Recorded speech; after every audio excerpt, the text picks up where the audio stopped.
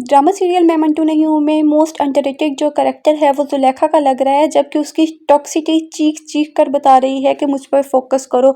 सुरैया और जुलेखा दोनों ही टॉक्सिक हैं, लेकिन जितनी देर में सुरैया एक बात बोले, एक फिक्रा बोले, उतने टाइम में तो जुलेखा अपने तानों के तीर बरसा के अगले इंसान को घायल ही कर दे। और उसे फरहाद का अपना बेटा होने पे भी डाउट है, क्योंकि उसे यकीन है कि फरहाद बिन्यामीन का ही बेटा है। और जिस तरह बिन्यामीन चुप करके बैठ गया था, अमृतसरियों का कुछ नहीं बिगाड़ सका था, सुरैया के केस में तो इस तरह से फरहाद भी नहीं करेगा। लेकिन और जैसे बिन्यामीन सुरैया से दूरी पर मान गया था, तो वैसे ही फरहाद भी मान जाएगा। लेकिन वो ये भूल गई कि फरहाद उसी का बेटा है। अब जब फरहाद की लाश उसके कदमों में पड़ी होगी, तभी जाकर जुलेखा को चैन आएगा और उसे यकीन आएगा कि मदीहा सच कहती थी।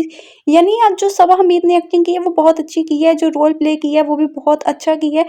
उनका करेक्टर इतना अच्छा, इतना स्ट्रॉन्ग है कि मतलब उनकी एक्टिंग देखकर रियल में उनसे नफरत हो जाए। अब यही जो चीज़ है, जो वो सीरियस ले ही नहीं रही अपने बेटे की, यही रीज़न बनेगी उनके बेटे की मौत की। जहाँ पर हर कोई अप्रिशिएट कर रहा है साइमा नूर यानी सुरैया की एक्टिंग को, उनके डायलॉग्स को, वहाँ पे थोड़ी सी अप्रिसिएशन तो सबा हमीद साहिबा की भी बनती है। इन्होंने भी बहुत अच्छा काम किया है, लेकिन इनका काम बिल्कुल ही दब गया है। एक तरह से ये बिल्कुल ही अंडररेटेड हो गई हैं।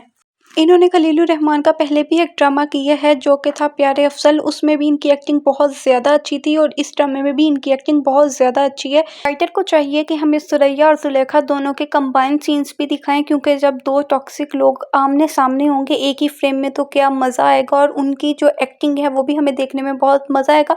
और हो भी सकता है आगे जाके हमें कुछ सीन्स इनके कंबाइंड भी देखने के लिए मिले, जिसका व्यूवर्स बहुत ज़्यादा बेसब्री से इंतज़ार कर रहे हैं। वो सीन अब फरहाद की डेथ का सीन भी हो सकता है या इनकी लड़ाई का सीन भी हो सकता है। तो आपको इनकी एक्टिंग कैसी लगी कमेंट सेक्शन में ज़रूर बताएं और चैनल को सब्सक्राइब करें।